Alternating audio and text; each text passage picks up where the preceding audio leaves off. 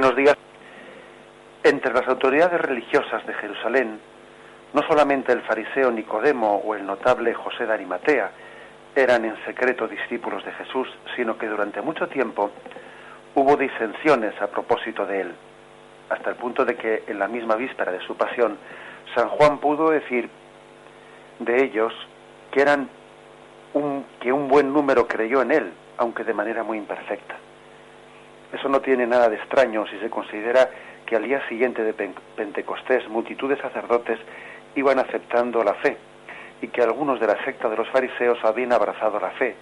hasta el punto de que Santiago puede decir a San Pablo que miles y miles de judíos han abrazado la fe y todos son celosos partidarios de la ley. Pues bien, veamos que el catecismo de nuestra Madre la Iglesia ha tenido un cuidado muy especial a la hora de abordar el tema de las causas históricas de la muerte de Jesucristo. Ha tenido un cuidado muy especial en su relación con el pueblo judío y con la religión judía. Este es un catecismo de una gran sensibilidad ecuménica, tendremos ocasión de decirlo, y también de una gran sensibilidad en el diálogo interreligioso. Sabéis que se suele distinguir entre ecumenismo y diálogo interreligioso. Por ecumenismo se entiende el diálogo entre las iglesias cristianas, y por diálogo interreligioso pues con otras religiones que no son cristianas, como puede ser el Islam, como puede ser pues también la religión judía. Pues bien, digo que este catecismo ha incluido una gran delicadeza, un gran espíritu tanto ecumenista como también en el diálogo interreligioso, y por lo tanto a la Iglesia le preocupaba recoger de una manera adecuada cuál había sido la responsabilidad del pueblo judío en la pasión de Jesucristo. Con el paso del tiempo, y especialmente cuando algo se formula y parece que uno está defendiendo algo muy querido para sí mismo, como es la muerte de Jesucristo, pues puede ocurrir que en la manera de expresar cómo murió Jesucristo, pues vayamos, con el paso del tiempo se hayan podido hacer ciertas generalizaciones incorrectas, ¿no? Y las generalizaciones pues han podido ser la de decir, los judíos rechazaron a Jesucristo. Así, sin más matices, ¿no? Y es una generalización incorrecta, como que quizás aquí el catecismo quiere matizar y quiere demostrar. No es bueno generalizar, porque aunque a veces es un poco inevitable, pero y en los mismos evangelios vamos a ver cómo hay textos que en cierto sentido generalizan, vamos a ver cómo hay otros textos que matizan y dan a entender de que no todos los judíos rechazaron a Jesucristo. Por ello, cuando se generaliza de esa forma y no se matiza, pues puede ocurrir que con el paso del tiempo se vaya creando una cierta animadversión, ¿no?,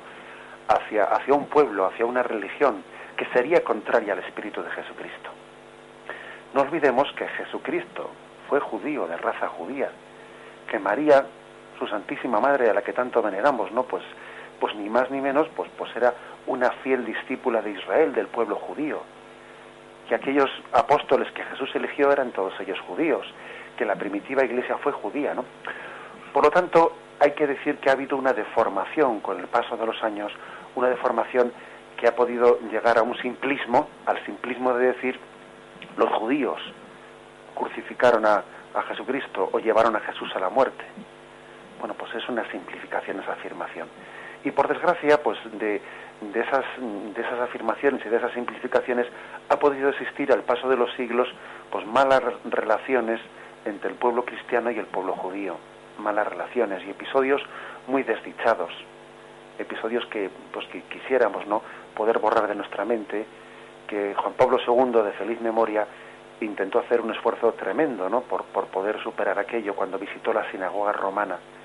y era la primera ocasión en la que un papa entraba en una sinagoga romana y rezaba con nuestros hermanos mayores, los judíos, ¿no? Y Benedicto XVI, pues el papa actualmente reinante, ¿no?, pues quiso continuar esos pasos de Juan Pablo II, mentando de una manera muy especial incluso al rabino de Roma en su primera homilía, en la homilía de la misa de entronización, incluso en ese primer viaje que hizo a Colonia, a la Jornada Mundial de la Juventud, visitando también la sinagoga de Colonia.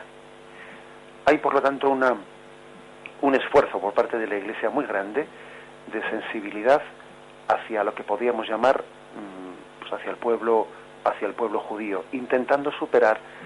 pecados que en la historia ha podido haber de un enfrentamiento entre dos pueblos pues de una manera contraria al espíritu de Jesucristo. Queremos superar esos enfrentamientos, ¿no? El mismo Concilio Vaticano II sabemos que cambió ciertas formulaciones, cambió la formulación que el Viernes Santo rezaba la Iglesia cuando pedía por el pueblo judío, en esas preces especiales que se hacen en el Viernes Santo, en la oración universal, y entonces se pedía por lo que se decía literalmente por el pérfido pueblo judío, que era un término despectivo, el término de pérfido pueblo judío, y aquello fue suprimido, ¿no?, en la reforma litúrgica del Concilio Vaticano II, para seguir pidiendo, por supuesto, ¿no?, por el pueblo judío, pero sin ese término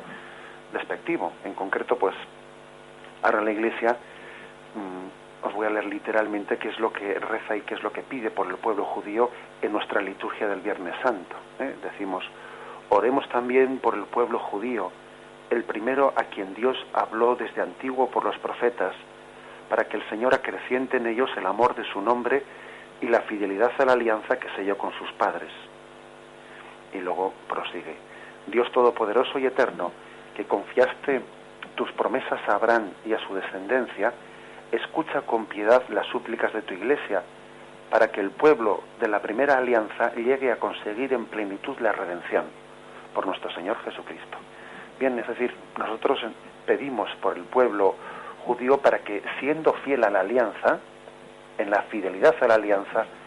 con Yahvé, pues llegue a descubrir en Jesucristo el Mesías prometido. Evidentemente eso lo pedimos, eso no podemos dejar de pedirlo, que el pueblo judío entienda que Jesús no fue un impostor, que no cometa el error de seguir esperando la llegada de un Mesías, porque Dios ya lo envió en Jesucristo. El pueblo judío en su religión pues tiene el drama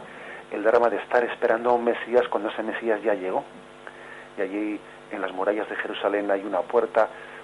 antiquísima en la que la tradición afirma que cuando llegue el Mesías esa puerta se abrirá.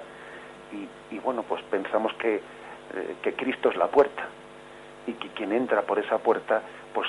descubre la plenitud de la alianza de Yahvé en el Antiguo Testamento. Es cierto, por lo tanto, que nosotros pedimos eso para el pueblo judío, pedimos y rogamos a Dios y suplicamos que descubran en Cristo aquel profeta esperado que una gran parte del pueblo judío pues no tuvo la gracia de conocer. Ahora bien, que lo que el catecismo quiere es, además de esta afirmación, a la cual nunca podemos renunciar, por supuesto, pues hacerlo sin un espíritu de animadversión hacia un pueblo y sin una generalización que casi podría llegar a rechazar a lo que parecería ya que sería una raza judía, ¿no? Sin llegar a un espíritu de pensar que el pueblo judío globalmente, sin matices y sin distinciones, rechazó a Jesucristo y fue el que le llevó a la condenación. En este espíritu de afirmar nuestra fe en Jesucristo como cumplidor del Antiguo Testamento, pero a su vez también con ese espíritu de sensibilidad, de respeto, de cariño y de amor